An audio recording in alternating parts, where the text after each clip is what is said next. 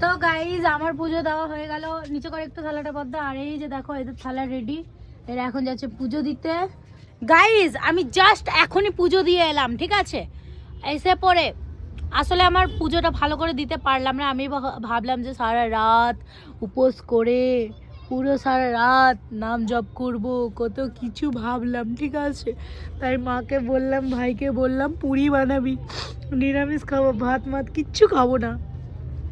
ঘরে এসে আমার এত খিদে পেয়েছে, আমি ঘরে এসে ভাত খেয়ে নিয়েছি, ঠিক আছে? আর জানো তো আমার পুজোটা ভালো করে, যা তোরে চল যা, আর জানো তো আমার পুজোটা ভালো করে দেওয়া হলো না। তার কারণ প্রতিবার ঠাকুরমশাই বসে পুজো দেয়, ঠিক আছে, মন্ত্রফন্ত্র পড়ে, ভালো লাগে পুজো দিতে, কিন্তু এবারে নিজের মতন করে যা পেরেছি করেছি। ওই জন্য জানো তো ঘরে এসে আমি গান্ডে পিন্ডে গিলে নিলাম, এত খাবার খেয়ে নিলাম না কি বলবো।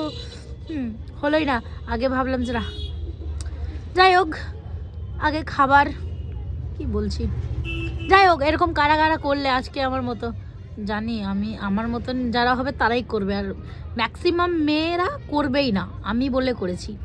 খিদে পেয়ে গেছিলো, কী করবো, সকাল থেকে না খেয়েছিলাম, জলমল খাইনি, না খেয়েছিলাম, ঠিক আছে, সকাল থেকে না খেয়েছিলাম, জলও খাইনি, শুধু চা খেয়েছি। কিন্তু পুজো দেওয়ার পরই আমি ঘরে এসে পুরো এক থালা ভাত খেয়ে নিলাম, একটা সিঙ্গাড়া খেলাম, কিন্তু নিরামিষ, পেঁয়াজ রসুন টসুন এগুলো কিছু খাইনি, শুধু নিরামিষ।